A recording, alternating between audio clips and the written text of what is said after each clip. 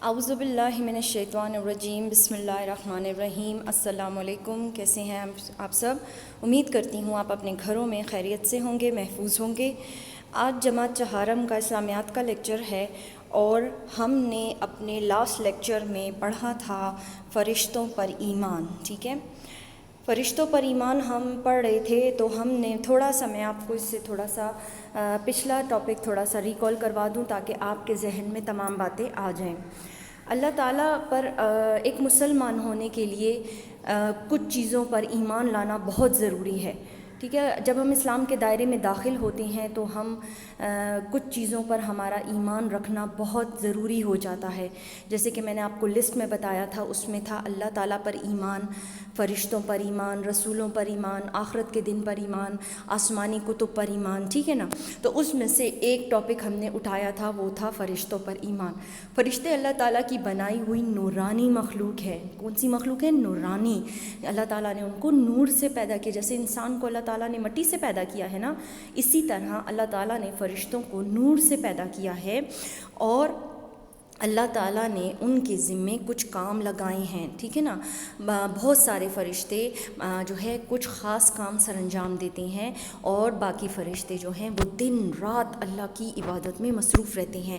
یہ فرشتے جو ہیں نا، ان کو کھانے پینے سونے کی ضرورت نہیں محسوس ہوتی، یہ دن رات صرف اور صرف ان کا کام ہے اللہ کی عبادت کرنا۔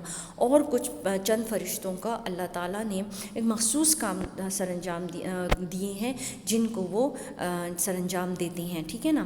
تو فرشتوں پر ایمان ہمارا جو ہے وہ ہونا چاہیے۔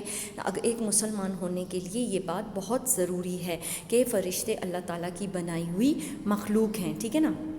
آج ہم کچھ فرشتے، کچھ مشہور فرشتے اور ان کے نام اور ان کے کام پڑھتے ہیں کہ اللہ تعالیٰ نے ان کو کون سے کام جو ہے وہ ان کے سپرد کیے ہیں۔ مشہور فرشتوں کے نام اور کام درج ذیل ہیں، ٹھیک ہے؟ ہمارے پاس سب سے پہلے مقرب فرشتے جو کہ آپ اپنی چھوٹی کلاسز سے پڑھتے آ رہے ہیں، وہ ہے حضرت جبرائیل علیہ السلام۔ پڑھے میرے ساتھ، حضرت جبرائیل علیہ السلام۔ اللہ تعالیٰ نے ان کو بہت اہم کام دیا تھا، اور وہ کیا تھا؟ نبیوں اور رسولوں کے پاس اللہ تعالیٰ کا پیغام یعنی وحی لے کر آتے تھے۔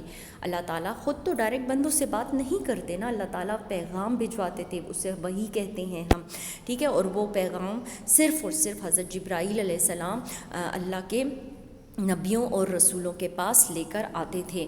تو حضرت جبرائیل علیہ السلام کا یہ کام ہم نے پڑھ لیا۔ اب آپ نے اس کو اچھے طریقے سے اس کو پڑھنا بھی سیکھنا ہے اور اس کے کام کو یاد بھی کرنا ہے ساتھ ساتھ، ٹھیک ہے؟ اب ہم اپنے دوسرے فرشتے کی طرف آتے ہیں، حضرت میکائیل علیہ السلام۔ کیا نام ہے؟ حضرت میکائیل علیہ السلام۔ حضرت میکائیل علیہ السلام کے ذمے اللہ تعالیٰ نے کیا کام سپرد کیا ہے ان کو؟ یہ بارش کا انتظام کرنے اور مخلوق کو روزی پہنچانے کا کام کرتے ہیں، ٹھیک ہے؟ یہ حضرت میکائیل علیہ السلام کے پاس دو کام ہے، وہ بارش کا، جہاں کہیں بارش برسانی ہے، یا پھر مخلوق، اللہ تعالیٰ کی مخلوق جو ہے وہ زمین، آسمان، دریا، ہر جگہ پھیلی ہوئی ہے، تو ان تمام کو روزی پہنچانا کس کے ذمے ہے؟ حضرت میکائیل علیہ السلام کے ذمے ہے، ٹھیک ہے؟ اب نیکسٹ فرشتے کی طرف آتے ہیں، جن کا نام ہے حضرت اسرافیل علیہ السلام۔ یہ قیامت کے دن سور پھونکیں گے۔ سور پھونکنا کیا ہوتا ہے میرے بچوں؟ یہ ایک تیز، کڑک، ناقابل برداشت آواز ہوگی۔ اللہ تعالیٰ کے حکم سے حضرت اسرافیل علیہ السلام تیار بیٹھے ہیں کہ جیسے ہی اللہ کا حکم ہوگا یہ آواز پیدا کریں گے، اور اس قدر تیز اور ناقابل برداشت آواز ہوگی، تیز چیخ ہوگی کہ اس کی وجہ سے، اس کی تیز ہونے کی وجہ سے زمین آسمان میں جتنی چیزیں موجود ہیں وہ سب کی سب درہم برہم ہو جائیں گی، پہاڑ ٹوٹ کر ریزہ ریزہ ہو جائیں گے، جو انسان اس وقت زندہ ہوں گے وہ بے ہوش ہو جائیں گے ڈر کے مارے، اس آواز کی تیز ہونے کی وجہ سے۔ اس کو کہتے ہیں سور پھونکنا۔ اور جب اللہ تعالیٰ نے قیامت لانی ہوگی تو وہ حضرت اسرافیل علیہ السلام کو حکم دیں گے، تو حضرت اسرافیل علیہ السلام یہ تیز ناقابل برداشت آواز جو ہے پیدا کریں گے، ٹھیک ہے نا؟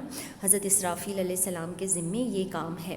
اب حضرت عزرائیل علیہ السلام، کیا نام ہے؟ حضرت عزرائیل علیہ السلام، یہ مخلوق کی روح نکالنے پر مقرر ہیں۔ ان کو ملک الموت یعنی موت کا فرشتہ بھی کہا جاتا ہے۔ آپ کو یہ بات اچھے طریقے سے معلوم ہوگی کہ اگر کوئی انسان اس دنیا میں آتا ہے تو اسے ایک نہ ایک دن اس دنیا سے جانا بھی ہوگا، ٹھیک ہے نا۔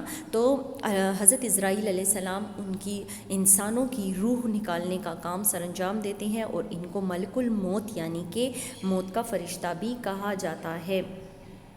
اس کے علاوہ یہ تو 4 مقرب فرشتے تھے جن کو اللہ تعالیٰ نے اہم کام سر انجام کرنے کے لیے دیے تھے۔ اب اس کے علاوہ دیگر اہم فرشتوں کے نام درج ذیل ہیں، ٹھیک ہے نا۔ اس میں سب سے پہلے نمبر پر آ جاتے ہیں کرامن کاتبین۔ کیا آ جاتے ہیں؟ کرامن کاتبین۔ کرامن کاتبین کا مطلب ہے معزز لکھنے والے، معزز کہتے ہیں عزت والا، ٹھیک ہے نا۔ یہ فرشتے انسان کے اعمال لکھتے ہیں۔ آپ کو پتہ ہے کرامن کاتبین 2 فرشتے ہیں، ایک ہمارے دائیں کندھے پر بیٹھا ہوتا ہے اور ایک ہمارے بائیں کندھے پر بیٹھا ہوتا ہے۔ جیسے ہی انسان کوئی اچھا عمل کرتا ہے تو دائیں کندھے والا فرشتہ، سیدھے ہاتھ والا فرشتہ اسے جلدی سے لکھ لیتا ہے۔ آپ کو پتہ نا جیسے انسان پیدا ہوتا ہے تو اس کی ایک کتاب تیار ہونی شروع ہو جاتی ہے جس میں اس کے تمام اچھے برے اعمال جو ہے وہ درج کیے جاتے ہیں۔ قیامت کے دن جب انسان اللہ تعالیٰ کے سامنے حاضر ہوگا اپنے اعمال کا حساب دینے، تو ہر انسان کی کتاب اللہ تعالیٰ کے سامنے رکھی جائے گی، اور وہ کتاب کس نے لکھی ہوگی؟ کرامن کاتبین نے۔ اور جب انسان کوئی برے اعمال کرتا ہے نا تو اس کے بائیں ہاتھ کندھے والا فرشتہ جو ہے وہ اس کا برا عمل لکھ لیتا ہے، ٹھیک ہے۔ منکر نکیر، یہ بھی 2 فرشتے ہیں، اور انسان کے مرنے کے بعد جو فرشتے قبر میں سوال کرنے آتے ہیں ان کو منکر نکیر کہا جاتا ہے۔ جیسے ہی انسان کو قبر میں دفنایا جاتا ہے اس کے پاس یہ 2 فرشتے آ جاتے ہیں اور 3 سوال کرتے ہیں، تمہارا رب کون ہے؟ تمہارا ربی کون ہے؟ ٹھیک ہے نا۔ یہ فرشتے جو سوال کرتے ہیں وہ منکر نکیر کہلاتے ہیں، ٹھیک ہے۔ اور یہ سوال کہاں کریں گے؟ جب انسان قبر میں جائے گا۔ محافظ فرشتے، اللہ تعالیٰ نے انسان کی حفاظت کے لیے اس کے آگے اور پیچھے کچھ فرشتے مقرر کر رکھے ہیں جو اس کے حکم سے انسان کی حفاظت کرتے ہیں اور نقصان دہ چیزوں سے بچاتے ہیں، ٹھیک ہے۔ تو یہ محافظ فرشتے، جیسے کہ اگر آپ کو ہم نے بتایا کہ آپ اگر آیت الکرسی پڑھ کے گھر سے نکلیں گے یا آیت الکرسی پڑھ کے رات کو سوئیں گے تو کچھ فرشتے اللہ تعالیٰ آپ کی نگہبانی کے لیے، آپ کی حفاظت کے لیے لگا دیتے ہیں، اور کوئی مضر چیز، کوئی نقصان پہنچانے والی چیز جو ہے وہ آپ کو تکلیف نہیں دیتی۔ فرشتے ہر وقت اللہ تعالیٰ کی عبادت میں مشغول رہتے ہیں اور اللہ تعالیٰ کے احکام کی پیروی کرتے ہیں۔ احکام حکم کی جمع ہے نا، اور پیروی کرنا اسے فالو کرنا، ٹھیک ہے نا، اسی راستے پر چلنا۔ ہمیں بھی چاہیے کہ ہم اللہ تعالیٰ کی عبادت کریں اور اللہ تعالیٰ کا ہر حکم مانیں، ٹھیک ہے نا۔ تو ہمیں اللہ تعالیٰ کے ہر حکم کو ماننے کی عادت اپنے آپ کو ڈال لینی چاہیے۔ اس میں آپ کے پاس سورۃ الانبیاء کی آیت نمبر 19 ہے، وہ شامل ہے، اور اس کا ترجمہ یہ ہے: جو لوگ آسمانوں میں اور جو زمین میں ہیں سب اس کے مملوک کہتے ہیں مملکت کی جمع، مملکت کہتے ہیں حصے داری کو، ٹھیک ہے نا، اور اسی کا حال ہے، یعنی کہ یہ سب کیا ہے؟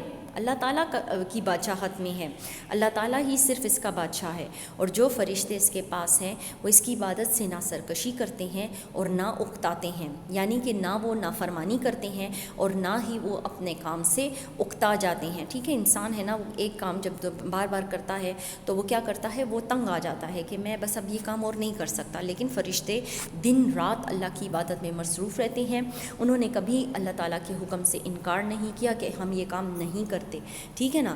تو اللہ تعالیٰ، یہ فرشتے ایسی مخلوق ہیں جو اللہ تعالیٰ کی عبادت میں ہر وقت مصروف رہتے ہیں۔ امید کرتی ہوں کہ فرشتوں کا جو چیپٹر ہے وہ آپ کو اچھے طریقے سے سمجھ آ گیا ہوگا۔ انشاءاللہ ہم اپنے نیکسٹ لیکچر میں ملیں گے۔ اللہ حافظ۔